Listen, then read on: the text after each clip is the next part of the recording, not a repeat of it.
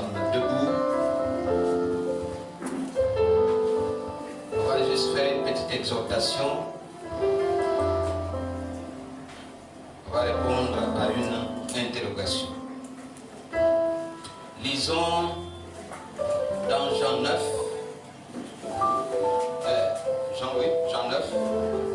Lisons les versets 6 à 7.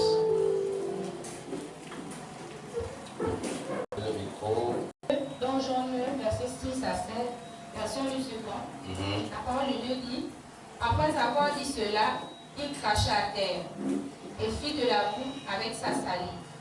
Puis il appliqua cette boue sur les yeux de l'aveugle. Et il lui dit: va et lave-toi au réservoir de Siloé. Nom qui signifie envoyé. Il y alla, se lava et s'en retourna voyant clair. Amen. Alléluia.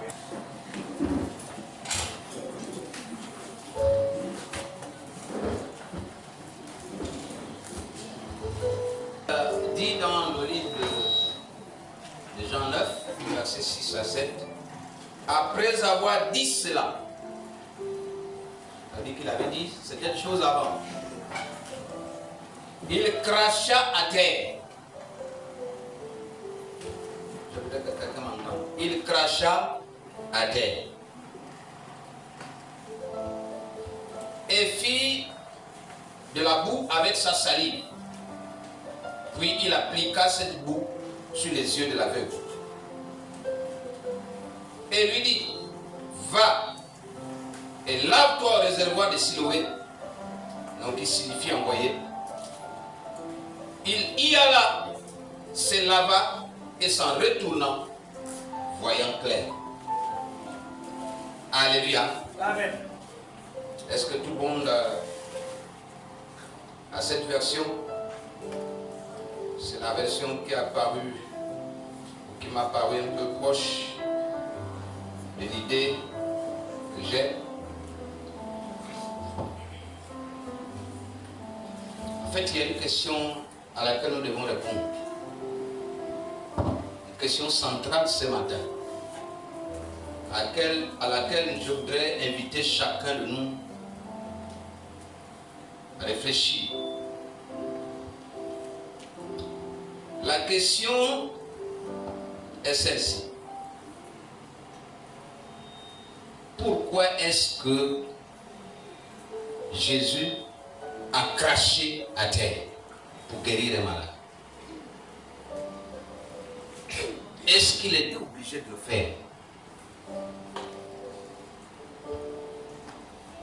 Parce qu'on voit les actes souvent, mais il est difficile parfois de comprendre certains actes posés dans la Bible.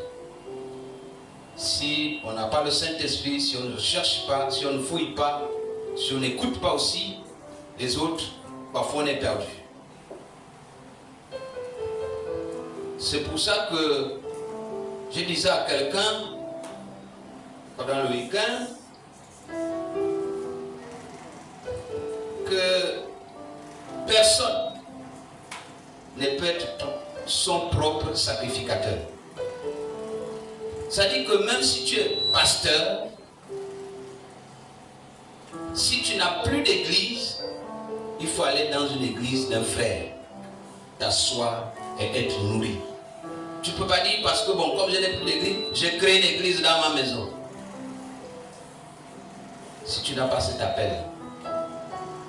Alléluia. Est-ce que, au regard de ce que nous connaissons de Jésus, est-ce qu'il était obligé de cracher à terre? Vous n'êtes jamais posé la question. Et pourtant, c'est ça la méditation. On vient, pourquoi ça? Vous savez, je crois avoir déjà raconté cette histoire à certains parmi vous ici. Jonas ne veut pas aller à Ninive. Il veut aller où? À Tarsis. Pourtant, Dieu va le mettre dans le ventre d'un poisson. Il va aller à Ninive. Il y a combien d'espèces dans l'eau? Dites-moi, il y a combien? Millions. Et pourquoi il ne choisit que le poisson? Souvent, il faut réfléchir. Eh bien, parce que le Dieu que Ninive adorait, c'était le Dieu poisson. Amen. Chaque fois que le poisson sortait, Ninive était béni. Il disait que nous sommes dans l'abondance. C'était le Dieu poisson. Alors pour faire adhérer Ninive à sa parole maintenant, au lieu que ce soit le Dieu poisson, Dieu païen, Jésus met dans le ventre de ce poisson sa parole, c'est-à-dire son envoyé. Amen. Et quand le poisson apparaît la rive, tout le monde est d'accord. D'ailleurs, la Bible nous dit que même le roi, y compris les animaux, tout le monde s'était prosterné pour se repentir. Amen. Pourquoi? Parce que c'est le poisson qui a amené cet homme. C'est notre Dieu qui l'a envoyé, nous demande de nous repentir, on se repent. Parce qu'ils se sont reconnus dans celui qui est sorti du poisson. Mais imaginez-vous que lui, il sortait dans un crocodile. Ah, le Dieu crocodile caïman, non, on ne connaît pas ça. Amen. Je ne sais pas si vous comprenez. Amen. Donc, Dieu n'utilise pas n'importe quel symbole. Il utilise les symboles qui, apparemment, tu dis, est-ce que c'est vrai, est-ce que c'est bon, est-ce que c'est sérieux? Mais c'est ces symboles-là qu'il utilise parce que tu vas adhérer tout de suite. Alléluia. Amen. Là, nous sommes dans la situation de notre aveugle. Dieu, ou Jésus si vous voulez, va cracher sur la terre. Va faire de la boue avec sa salive et va frotter à l'aveugle. Pourquoi? C'est la question qui est posée. Est-ce qu'il était obligé? Est-ce que Jésus n'avait pas d'autres méthodes? Jésus, nous prenons le cas de, comment il s'appelle? Le centenier. Le centenier va dire non. Quand Jésus va lui dire, bon, allons chez toi. Le centenier dit non. Amen. Je ne suis pas dit de te recevoir. Amen. En fait, ma maison est un peu, vous voyez quoi, c'est un peu brinque-ballant. Je crois que ce n'est pas bon. Dis seulement une parole et mon serviteur sera guéri. C'est-à-dire que même à distance, même à des milliers de kilomètres, il suffit que tu parles et la chose se fait. Amen. Mais pourquoi il est obligé d'utiliser de la boue? Alléluia. Amen. Je voudrais vous parler en quelques points. Faire cette exhortation en quelques points et on se sépare. Le premier point que tu dois connaître, c'est que dans cette contrée, à cette époque-là, naître aveugle, c'était une malédiction. Naître aveugle, là, si tu es né aveugle, c'est une malédiction. Tu peux devenir aveugle après. Ça va. C'est une conséquence de la vie. Mais dès ta naissance, tu es déjà aveugle, c'est une malédiction. On ne peut pas comprendre que tu viennes depuis le ventre de ta mère déjà aveugle. C'est une malédiction pure et simple. Mon ami, je travaille pas avec vous. Alléluia. Amen. Lisons toujours dans Jean 9, les versets 1 et 2. Jean 9, 1, 2. Rapidement. Un homme aveugle de naissance. Ses disciples lui firent cette question. Rabbi, qui a péché? Cet homme ou ses parents? parents, pour qu'ils soient nés aveugles. Rabbi, maître, qui a péché? Si votre micro ne passe pas, alors ce n'est pas la peine de me fatiguer. Si vous avez un autre, me le dites. Ses disciples lui firent cette question. Rabbi, qui a péché? Cet homme ou ses parents pour qu'il soit né aveugle? Bon, écoutez. Et là aussi, il faut aller un peu plus loin dans la recherche. Les disciples ne comprennent pas. Jésus, en passant, vit un homme aveugle de naissance. Je crois que certainement qu'il avait fait un geste pour que les disciples aussi s'intéressent. Les disciples lui disent, mais qui a péché? C'est lui-même ou bien ce sont ses parents? Amen. Pour que la nature fasse en sorte qu'il naisse aveugle. Là, les disciples ne comprennent pas.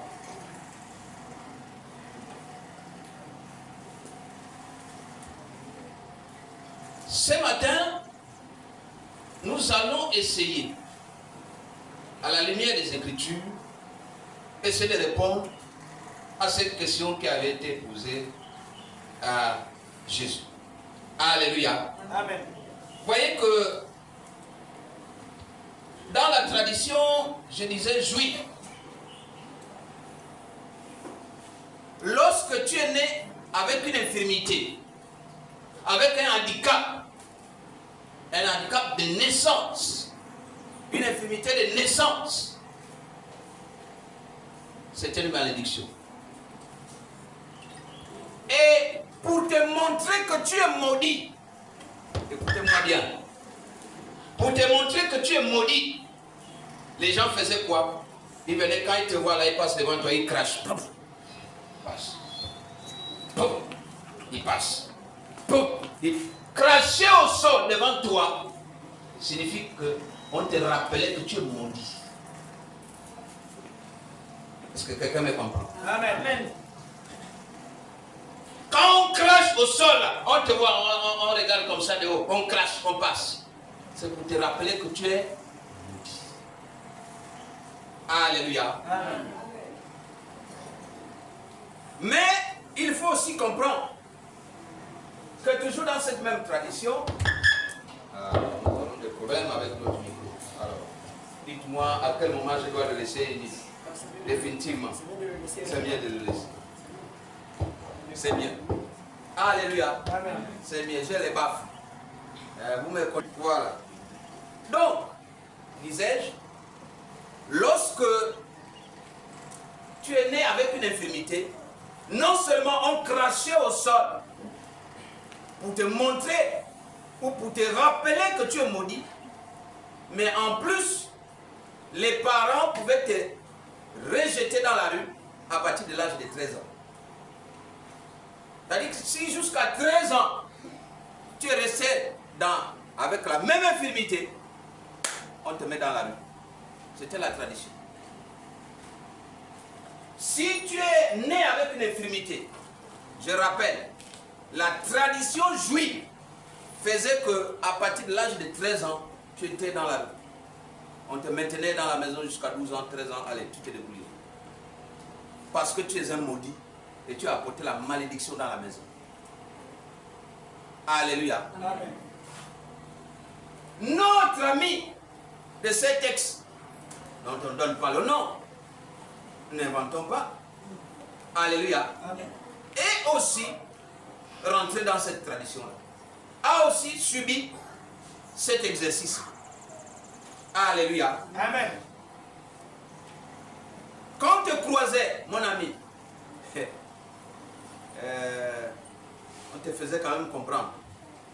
Alléluia. Quand on te croisait, on te faisait comprendre que mon ami, là, on dirait que tu n'es pas de chez nous. Alléluia. Amen. Tu n'es pas de chez nous. Soit tu es un petit sorcier, soit tu es un petit hibou, mais ce qui est sûr, c'est que tu es maudit. Alléluia. Amen. Tu es maudit. Mais je me souviens quand même que La Bible déclare quelque part que ne déclare pas maudit ce que moi j'ai déclaré. Mais les hommes te déclaraient maudit. Alléluia. Amen. Mais cet homme a grandi comment? Dans le rejet, dans la calomnie, dans la médisance, dans l'opprobre, dans l'humiliation, parce qu'il ne pouvait rien faire. Il était aveugle de naissance.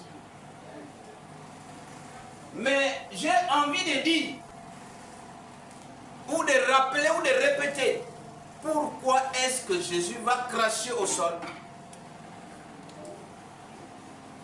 Bartimée, mendiant aveugle, à Jéricho. Et Bartimée entend, parce qu'il n'était pas quand même sourd, il entend que Jésus va passer par là tel jour. Amen. Dans sa mendicité, dans son aveuglement, il entend quand même le bruit du cortège de Jésus qui arrive. Qu'est-ce que Jésus fait? Dites-moi. Qu'est-ce que lui fait et qu'est-ce que Jésus fait? Pour ceux qui connaissent ce texte de Marc.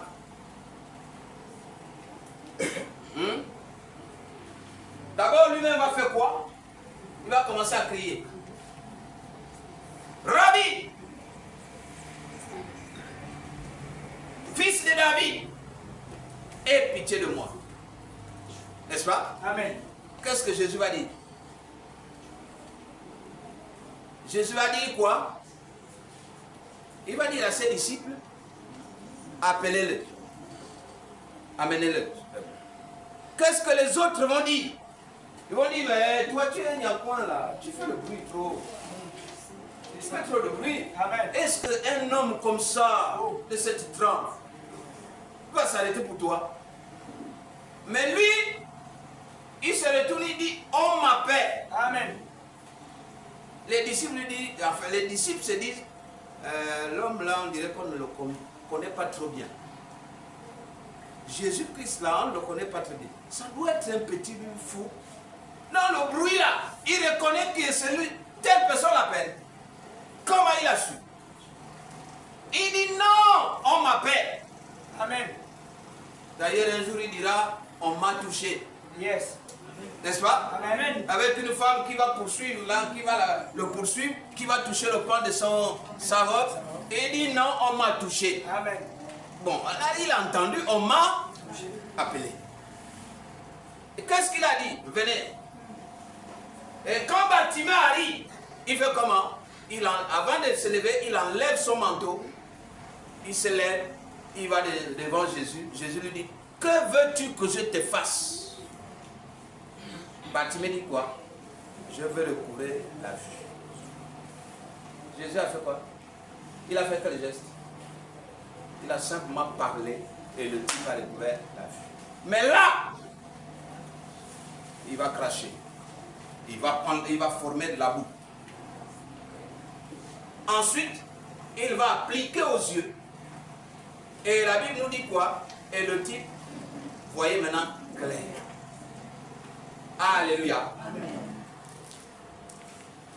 Mais je voudrais quand même rappeler que lorsqu'on était dans cette situation-là, on était comparé à une chose, pas un être humain. On était chosifié, on était piétiné, on était bon à rien, on était écrasé. Et pour le signifier de manière physique, de manière violente, on crachait devant toi. Quand on était petit, il y avait deux formes de bagarre. Deux façons de se bagarrer qui étaient avec. Il y a un grand qui est là, il ne veut pas vous séparer. Aujourd'hui, quand vous voyez les réseaux sociaux là, hein, il y a un qui est en train de filmer, les autres sont en train de se bagarrer. On s'étonne. On dit, mais lui là, on vient même attraper celui qui a filmé. On lui fait les problèmes. Pourquoi toi tu ne faisais que filmer au lieu de séparer? Amen. Mais à l'époque, nous aussi on subissait. Un grand qui est là qui peut vous séparer, il dit, dégalez. Celui qui tape le premier va gifler l'autre. Vrai ou faux? Amen. Il ne peut pas séparer. Il dit, oh, dégalez, viens taper là. Celui qui est plus fort, quand tu te sens un peu fort, tu tapes là, tu vas gifler, on te gifle, tu es au sol. Alléluia. Et c'est ça qui s'est passé. C'était la première façon de se bagarrer. La deuxième façon de se bagarrer, quand tu vas l'autre, tu regardes en haut, tu regardes en bas, tu craches. C'était pour lui prouver que tu es moins que rien, tu ne vaux rien. Vrai ou faux? Amen. Quand tu le regardes, tu regardes en bas, tu regardes en haut, tu craches là, tu dis ah. Mais il faut être fort. Hein? Parce qu'après ça, l'autre vient te gifler, tu es au sol. Alléluia. Amen. Un autre aveugle. Les gens, pour lui prouver qu'il était moins que rien, il était chosifié, il était insignifiant, les gens crachaient. On crache au sol, on s'en fout de toi. En fait, tu es un être insignifiant. Alléluia. Amen. Pourtant, Jésus va faire le même geste. Jésus va aussi cracher. C'est pas écrit. Yes. C'est écrit dans quel verset? Jean combien? Jean 9 combien? Verset combien? Verset 6. Verset 6. Très bien. Donc c'est écrit. Pourtant, Jésus va faire la même chose. Jésus va faire le même geste. Mais un geste qui va changer l'histoire de cet homme. Est-ce que quelqu'un m'écoute? Amen. Jésus va faire le même geste. Lui aussi, il va cracher. Devant qui? Devant cet homme.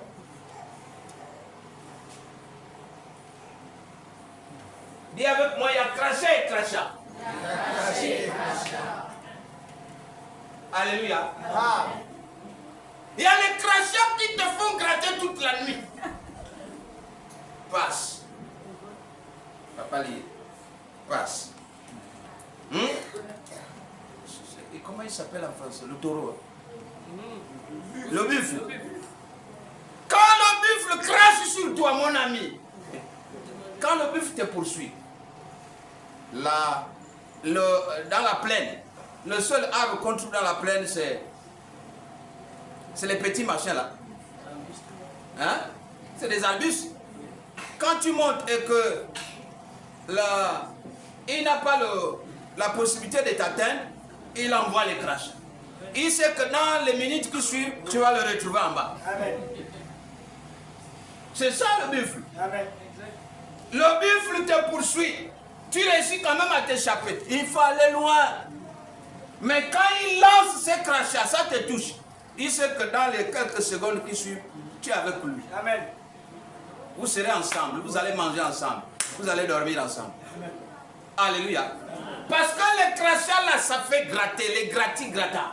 Hein? On a connu cette période-là, Amen. les gratis-gratas. Tu te grattes ici, tu te grattes là-bas, mettez un peu l'eau, mettez un peu l'eau glacée, mettez les bouteilles d'eau. Des gratis-gratas. Il y a crachat et crachat.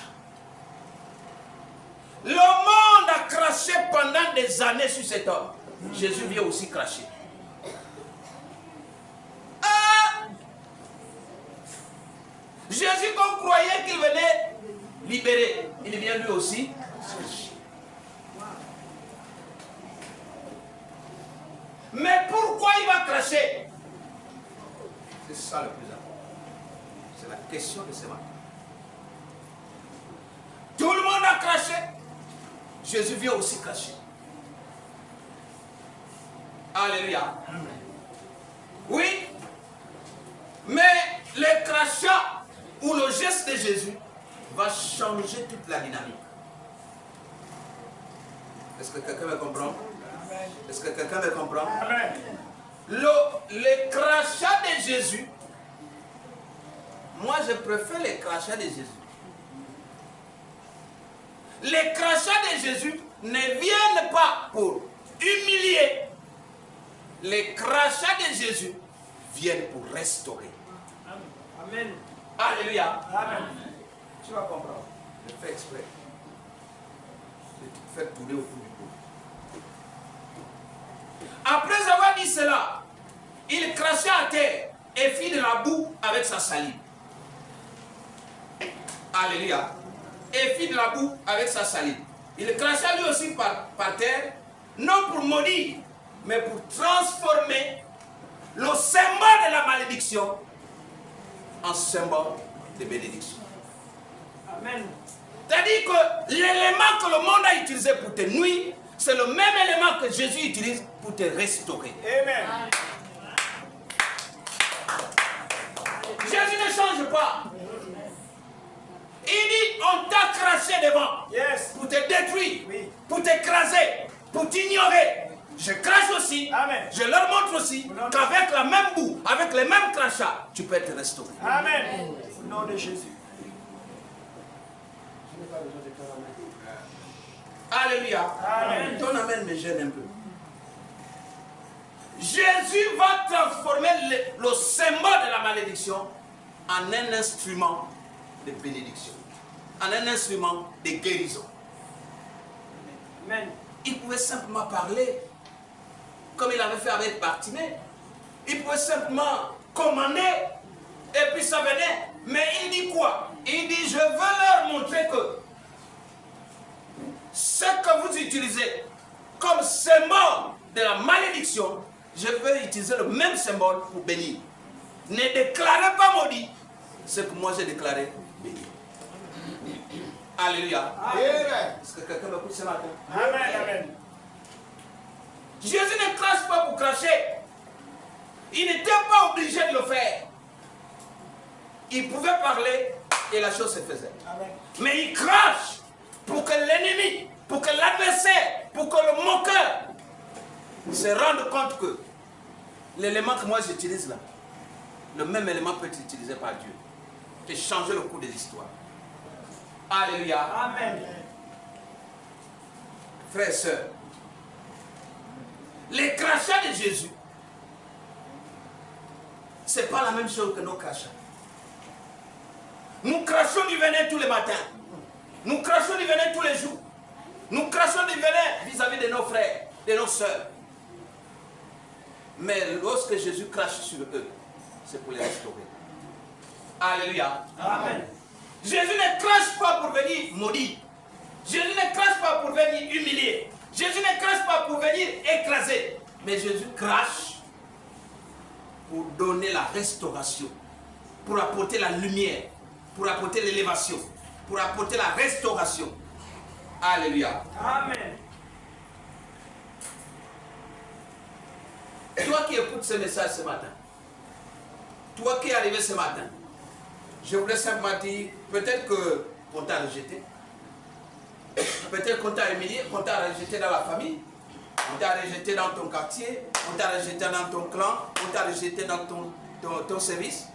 Peut-être que tu as été humilié par ta propre femme, tu as été humilié par ton propre mari, tu as été humilié par tes propres enfants. Mais il y a quelqu'un quelque part qui voit, Amen. qui entend. Amen. Alléluia. Amen. Les mêmes mots, les mêmes gestes, Oui. les mêmes actes qu'ils ont utilisés pour t'humilier, Jésus va les utiliser pour le retourner Au nom contre de eux. Jésus-Christ de Nazareth. Alléluia. Amen. Parce que ton Jésus est encore là. Il est encore vivant. Il est encore fort. Il voit tout. Il sait tout. Yes. Il comprend tout. Amen. Il n'est pas question que tu puisses dire non, je crois que trop ça n'est trop. Parce que il est dit quelque part que celui qui va se suicider, c'est un lâche. S'il y a un problème, recroqueville-toi, rentre en toi-même, cherche ton Dieu et trouve une réponse. Alléluia. Amen. La réponse peut être le silence. La réponse peut être comment on appelle ça? Parole contre parole. La réponse peut être partir. La réponse peut être laisser partir. Alléluia. Voilà, il Il y a beaucoup de réponses qu'on peut trouver, mais chacun à sa manière, selon le problème qu'on a. Alléluia. Parce que les mêmes éléments que le démon, les mêmes éléments que l'adversaire, les mêmes éléments que les opposants utilisent contre toi, Jésus peut les récupérer pour utiliser contre tes adversaires. Alléluia. Jésus crache pour montrer que ce que vous avez déclaré maudit, je déclare béni. Et j'utilise le même chemin, j'utilise le même langage. Alléluia. Amen.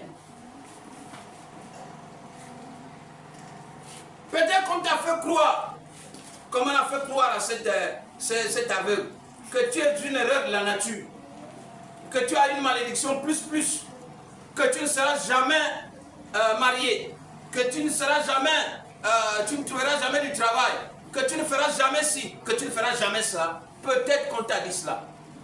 Mais je suis venu te dire ce matin que ton Dieu vit encore. Amen. Alléluia. Amen. Je suis venu ce matin te dire que Jésus est le maître des temps et des circonstances. Yes. C'est lui qui change les temps, c'est lui qui change les circonstances. Amen. Tant qu'il n'a pas dit son dernier mot, tu ne peux pas mettre un point sur une phrase. Alléluia. Amen. Oui, chaque fois que quelqu'un va parler, quand il a fini de parler, si tu as le courage, tu lui dis mets une virgule. Parce que mon histoire continue. Yes. Alléluia. Amen. Chaque fois que quelqu'un te mortifie, te piétine, t'humilie, tu dis mets seulement une virgule. Tu ne sais pas de quoi sera fait demain. Yes. Alléluia. Amen. Chaque fois que quelqu'un pense qu'il est plus fort, qu'il est plus puissant, qu'il est plus élégant, qu'il est plus, dis-lui de mettre une virgule.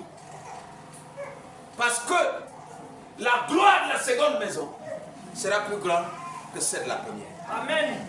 Alléluia. Parce qu'après la virgule, la suite de la phrase qui va venir là-bas, Alléluia. voilà, ça va bouleverser l'ordre. Amen. Alléluia. Amen. Oui, Jésus l'a fait. Oh, voici une prostituée. Il a écrit prostituée. Il a dit, mettez une virgule. Il a mis une virgule, il s'est levé. Et dit, vous dites quoi encore? Oh, il faut lapider. Il a encore écrit, il a mis une virgule. Il dit, bon, qui n'a pas encore péché, il jette la première pierre. Il se met encore, il continue à écrire, il dit, définitivement, tu es libéré. Quand il se lève, il n'y avait plus personne. Il dit donc, je mets un point. Amen. Il ne s'est plus penché pour écrire. Dès qu'il s'est levé, il a constaté que ceux qui voulaient la lapider étaient partis. Il a laissé un point. Il a dit, ton histoire s'arrête là. C'est que tu es libéré. Alléluia. Amen. Et personne ne peut venir te lapider ici tant que moi j'ai déclaré que ton histoire s'arrête là. Alléluia. Amen. Dieu, le Dieu que nous prions, c'est le même, il n'a jamais changé. La Bible nous apprend qu'il est le même hier, aujourd'hui et éternel. Il peut te prendre de la boue pour te faire asseoir avec les grands. Amen. Alléluia. Amen. Il peut te prendre dans la boue là.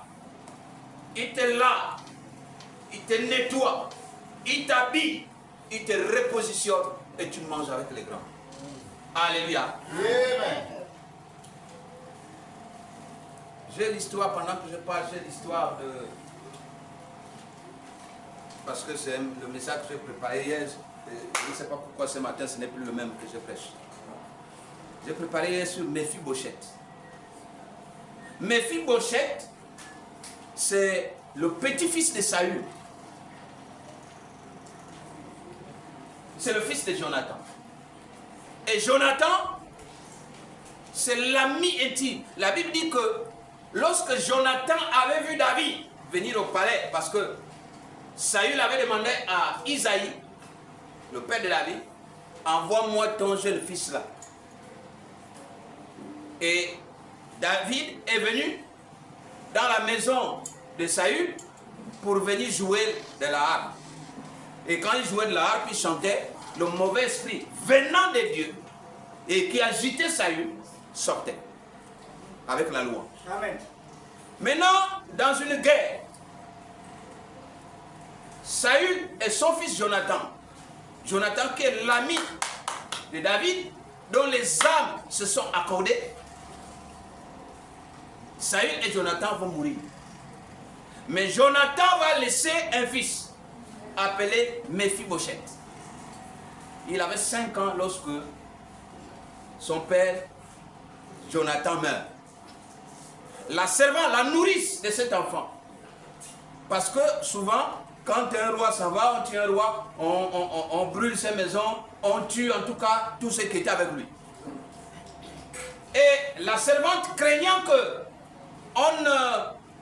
on ne la tue et on ne tue l'enfant, elle a pris l'enfant, elle a sauvé l'enfant, qui avait 5 ans déjà. Mephibosheth avait déjà 5 ans. Elle a couru à travers les forêts, à travers les savanes, à travers les rivières. Mais en courant tellement vite, l'enfant est tombé. Donc on fera un message, on reviendra là-dessus. L'enfant est tombé et quand il a chuté, il est devenu un plexus.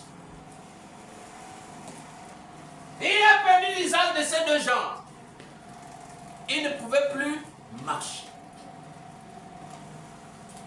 Et il est devenu extropié. La nourrice l'a amené dans un lieu qu'on appelle Lo-Debar. Suivez-moi bien. Lo-Debar. Mais Lo-Debar veut dire lieu aride. Veut dire lieu aride où rien ne pousse. C'est pas l'eau qu'on trouve dans les bars. Mais l'endroit s'appelle Lo-Debar. C'est collé. L-O-D-E-B-A-R. Lo-Debar. Et Lo-Debar, c'est un lieu aride. C'est un lieu où rien ne pousse. C'est un lieu de malchance. C'est un lieu agressif. C'est un lieu, comment on va dire, c'est un lieu où la vie n'est pas propice. C'est là-bas que Mephibosheth va vivre. Paf, mais de l'autre côté, David est devenu roi. Il a pris le trône. Il va dire, et là nous sommes dans le livre de Matthieu, je crois Matthieu 21. Il est assis sur son trône, il va dire, non, plutôt 2 Samuel 21. 2 Samuel 2, verset 21. Alors, il va dire, est-ce que il n'y a pas, il demande au serviteur, à l'un des serviteurs qui était resté de Saül, et il dit, est-ce que dans la famille de Saül, il ne reste pas quelqu'un pour que je l'honore? Yes. Cette histoire est biblique, mais cette histoire s'est passée au Gabon aussi. Omar l'a fait. Est-ce que dans la famille de Léomba, il n'y a plus personne pour que je l'honore? Raouli n'était pas encore mort, il a dit, il y a un Yegendong. Et Yegendong, à l'époque, ministre délégué aux finances, il est monté premier ministre. Parce que c'est la famille Léomba. Parce que Omar voulait honorer celui qu'il avait honoré. Il y a des bienfaits qu'on ne néglige pas, qu'on n'oublie pas. Alléluia. Et David demande, est-ce qu'il n'y a plus personne? Il y a Abiatar, le serviteur de Saül qui était resté. Il dit, il y a Mephibosheth qui est quelque part, qui est à Lo-Debar. Il est extropié, les pieds ne marchent plus. Il dit, allez-y me le chercher. On est parti le chercher. Il était sale, crasseux. Il avait vraiment non. Il était à peine visible. Mais quand il est venu au palais, David l'a restauré. David lui a donné les biens qu'avait laissé son grand-père. David lui a donné les serviteurs qu'avait laissé son grand-père. David lui a donné les maisons qu'avait laissé son grand-père. David lui a donné toute la richesse et lui a ajouté encore des gardes et des serviteurs. Et David lui a dit, tous les jours que Dieu fera, tu mangeras à ma table. Alléluia. Amen. Oui, quelqu'un t'a humilié, quelqu'un t'a écrasé, quelqu'un t'a dénigré, mais il y a quelqu'un quelque part qui est en train de tout voir. Alléluia. Alléluia. Amen. Quelqu'un est quelque part, il est en train de voir. Quelqu'un t'a négligé. Mais le jour où Dieu dit, c'est maintenant ton tour de manger tout ce que tu as semé, tu mangeras. Alléluia. Tu mangeras. Et là, plus personne ne peut s'opposer. Quand le cachet de Dieu va être posé, tu mangeras. On a humilié ton ministère. On a ignoré ta présence. On a ignoré ton travail. On a ignoré tes souffrances. On a ignoré tes apports dans la famille. On a ignoré tes apports dans la société. On a ignoré. Mais Dieu va utiliser la même ignorance pour ignorer tes adversaires. Alléluia. Amen. Bien-aimé, tu seras rétabli. Tu peux être dans la boue. Dieu va te faire asseoir parmi les grands. Si tu es Joseph, tu passeras dans la prison au palais. J'ai dit quoi?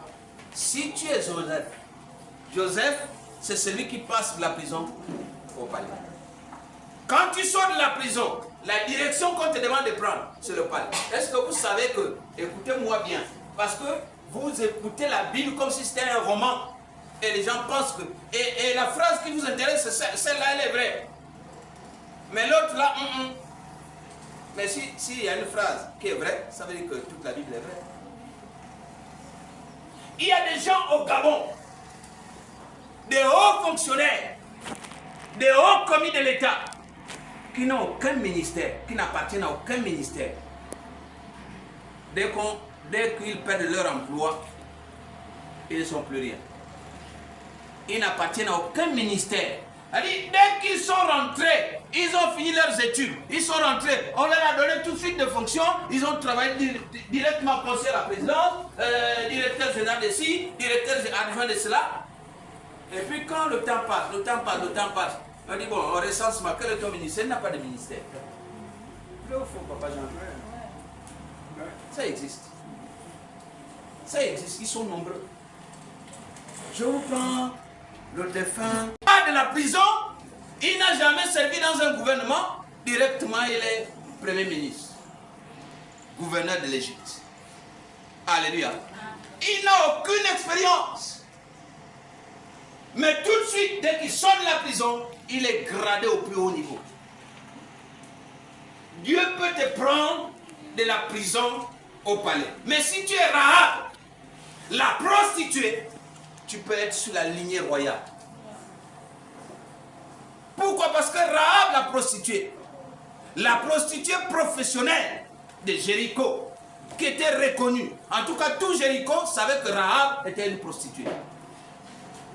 Mais Rahab, quand elle cache, quand elle joue à un grand jeu, à un jeu véritable avec Dieu, les espions que Moïse avait envoyés à Jéricho, allez-y regarder Jéricho. Quand il a caché les espions, elle a caché les espions.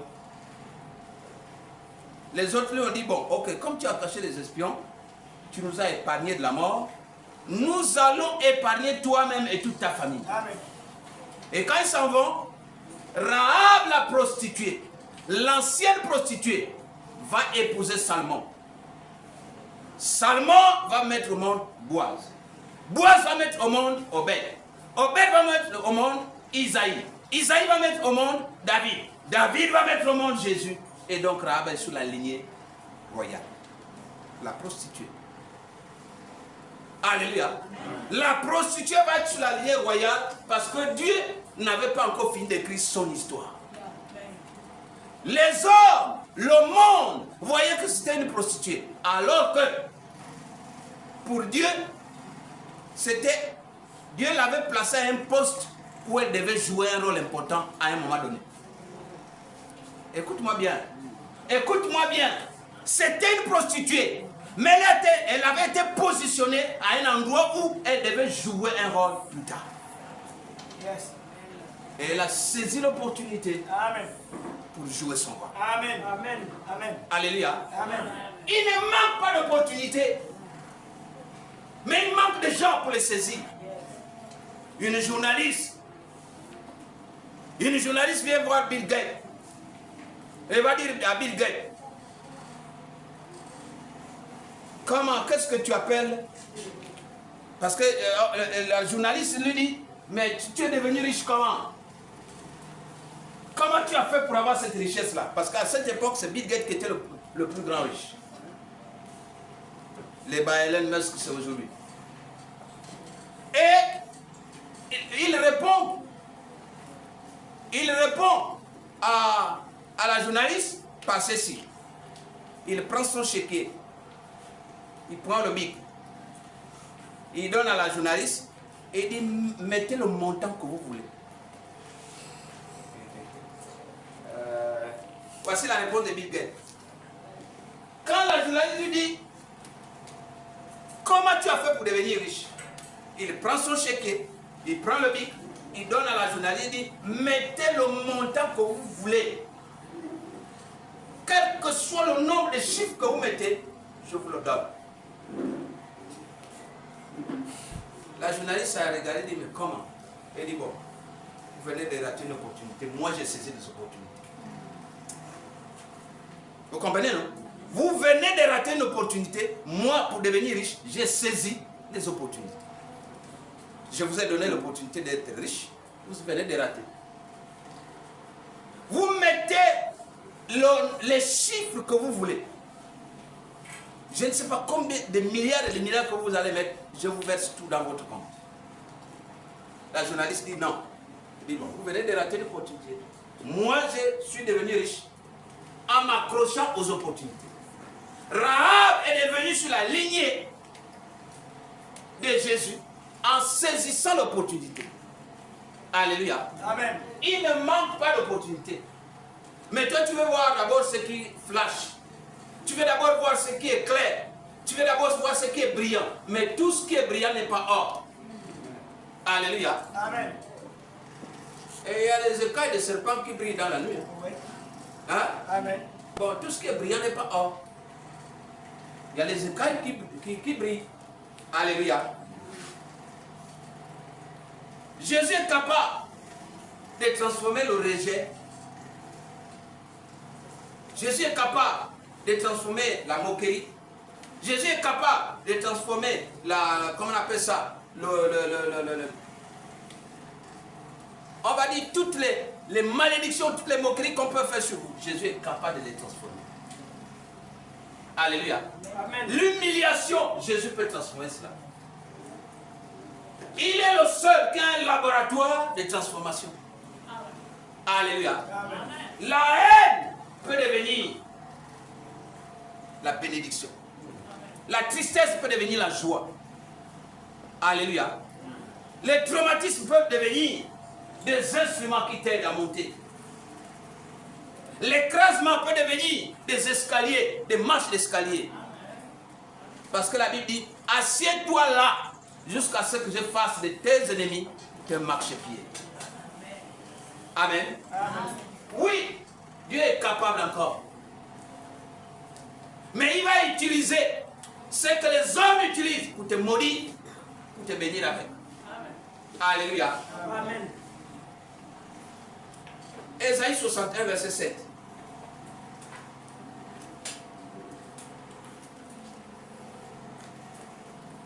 Là où tu as connu la honte, Dieu te donnera double bénédiction. Là où tu as souffert l'humiliation, il remplira ton cœur de joie et d'allégresse. Alléluia. Amen. Là où tu as connu la honte, Dieu te donnera double bénédiction. Là où tu as souffert de l'humiliation, il remplira ton cœur de joie et d'allégresse. Alléluia. Amen. Même si les hommes t'ont rejeté, Dieu t'a choisi et fait de toi une pierre précieuse pour son édifice. La pierre qu'avaient rejeté ceux qui bâtissaient, c'est celle-là qui était devenue la principale de l'âme.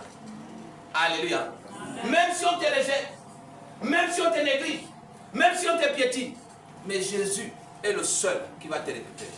Amen. Est-ce que je parle à quelqu'un ce matin? Amen. Le rejet dont tu es l'objet aujourd'hui n'est pas la fin de ton histoire, mais le début d'une autre. Ce n'est pas la fin de l'histoire. C'est le début d'une autre histoire. En fait, Le rejet que tu ressens là, c'est une autre histoire qui est en train de commencer. Parce que toute histoire commence dans le tumulte. Toute histoire commence dans la difficulté. Toute histoire commence dans la douleur. Toute histoire avec Dieu. Je dis bien avec Dieu. Si avec Satan, regardez l'inverse. Écoutez-moi bien. Suivez ce matin. Je crois que l'idée me vient. Vous avez Jésus à droite, Satan à gauche. Quand vous voyez une histoire qui commence avec la joie, c'est pour Satan. Quand vous voyez une histoire qui commence avec des difficultés, c'est pour Dieu. L'histoire avec Satan commence avec la joie et se termine avec les larmes. L'histoire avec Jésus commence dans la douleur, dans la difficulté et se termine dans la joie. C'est l'inverse. Tu commences d'amour battant. Tu arrives, tu es au sommet. Tu arrives, tu es DG. Tu arrives, tu es ministre. Tu arrives, tu es ceci. Tu arrives, tu es cela. Mais quand ça se termine, ce sont les larmes. Parfois, toute la famille est déjà partie. Après, on dit, donne encore et donne. Tu n'as plus rien. Tu dis, reprenez moi-même. Tu es parti. Mais quand tu commences dans les larmes, dans la difficulté, dans la douleur, dans la tristesse, Dieu te lève un peu. Un peu, un peu, jusqu'au niveau où lui-même, il décide de t'arrêter. Je ne sais pas si vous comprenez. Amen. Pas au niveau que tu veux, mais au niveau que Dieu a prévu. Est-ce que je parle à quelqu'un ce matin? Amen. Reste simplement connecté. Reste simplement concentré. Garde la tête haute. Parce que ton Dieu et ton histoire s'écrit encore. Amen. Alléluia. Amen. Vous irez lire cette histoire. Il faut que j'ai pris un peu de temps. Dans Matthieu 21, du verset 1er au verset 11. Dans Matthieu 21, du verset 1er au verset 11, la Bible nous parle de l'ânesse et de l'anneau qui étaient attachés. Mais c'est dans Matthieu 21 que Jésus va rentrer triomphalement à Jérusalem. Jésus va rentrer triomphalement à Jérusalem. Qui va être fait? Il va dire à ses disciples, allez-y dans tel village. Allez-y me détacher l'ânesse et l'anneau qui sont attachés. Amen. Amenez-les-moi. Et si on vous pose la question, pourquoi vous venez détacher cela? Dites simplement, le Seigneur en a besoin. Alléluia. Amen. Et c'est comme ça que ces disciples vont aller. Ils vont commencer à détacher. On leur dit, mais attendez, mais c'est quoi? Qu'est-ce que vous faites comme ça? Et ils répondent simplement, le Seigneur en a besoin. Quand on ramène l'âne, Jésus fait quoi? Jésus monte sur l'âne. Il va rentrer à Jérusalem. Mais les gens font quoi? Les gens déroulent le tapis rouge. Mais qui est en train de marcher sur le tapis rouge? Les pieds de Jésus ne touchent pas le tapis rouge. Ce sont les sabots de l'âne. Même si tu étais attaché, mais avec Jésus, tu vas marcher sur le tapis rouge. Amen. J'ai raconté cette histoire 1000 fois. Je te rappelle. J'ai déjà raconté 1000 fois cette histoire. Et voici que la souris et l'éléphant vont faire chemin ensemble. Ils arrivent devant un pont. La souris ne peut pas traverser le pont. La souris tremblote. Le pont bouge. C'est le pont de Liane peut-être. Où c'est? C'est où? Il y a Poubara d'abord. Maman Picheri. C'est Poubara. Voilà, Poubara, mais il y a aussi ici dans l'Ambounier. À Logoulou, dans Mimongo.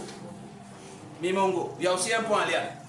Alors tu commences, et la souris commence à trembloter.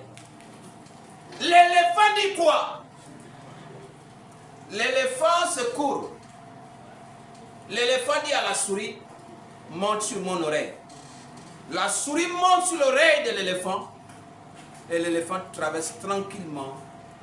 Et quand il traverse, le pont tremble. Parce qu'il traverse majestueusement. lentement, doucement. Quand c'est retourne de l'autre côté, l'éléphant dit à la souris, descend. La souris descend et se retourne vers l'éléphant et dit, tu as vu comment on a fait trembler le pont? On qui? Toi qui tremblais. Alléluia. Tu as vu comment on a fait trembler le pont? Mais est-ce que c'est lui qui a fait trembler le pont? Non. Si tu montes sur l'oreille de Jésus, vous allez faire trembler le pont. L'oreille de Jésus, c'est l'oreille de l'éléphant. Vous allez faire trembler le pont. C'est toi qui seras le premier à dire, Jésus, tu as vu, non? Tu as fait quoi là-dedans? Quel est ton apport? Si cela était caché derrière l'oreille. Alléluia. C'est bien cet âne-là qui marchait sur le tapis rouge. Et quand on a clamé pour Jésus, l'âne aussi recevait pour lui. Quand on a clamé, et l'âne rentrait majestueusement. Vous avez déjà vu l'âne quand ça vient doucement? Hein? C'est beau à voir. Hein? Bon, on voit à la télé, c'est vrai. Mais nous qui avons la grâce de voir l'âne comme ça physiquement, c'est vraiment un animal majestueux. Il y en a au Gabon. Mais vous ne connaissez pas là où ça se trouve. Il y en a au Gabon, à Essassa, chez Madame Bouranjo.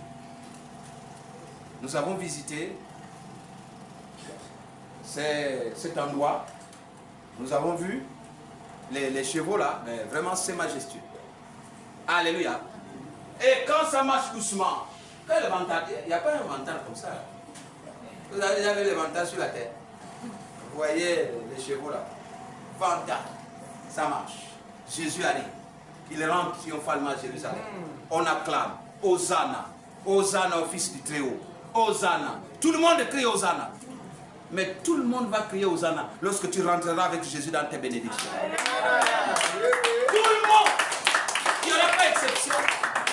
Tout le monde criera Hosanna. C'est celle-là qu'on voyait. C'est celui-là. Oui, mais c'est lui. Alléluia. Parce que si vous poursuivez l'histoire là, de notre aveugle, il y a beaucoup à dire. Sur nous avons dit Jean 9. Si vous poursuivez l'histoire, les choses qui est à la suite là, il y a beaucoup à dire. Les gens vont lui dire, celui-là, il est comme ci, comme cela. C'est lui qui a... Ensuite, il a guéri cet homme-là le jour du sabbat. Alléluia. Alléluia. Mais, bien aimé, lorsque Jésus utilise la boue avec laquelle on se moque de toi pour te restaurer, David va utiliser l'épée avec laquelle Goliath menaçait le peuple d'Israël. David va prendre cette épée-là pour trancher la gorge de Goliath. Alléluia. La Bible nous apprend qu'après avoir lancé la fraude, Goliath est tombé, il a arraché l'épée de Goliath, il a tranché la tête avec. L'instrument que tu as utilisé pour détruire l'autre, on va utiliser le même instrument pour te détruire. Oui, c'est avec la même potence que tu as voulu pour détruire Mardoché. C'est sur cette potence-là que Aman va mourir. Alléluia. C'est sur la même potence qu'Aman va mourir. Le trou que tu as creusé, tu tomberas toi-même. Alléluia. Alléluia. La grâce de Dieu peut transformer un passé brisé en une destinée glorieuse. Que Dieu te bâtisse. Amen.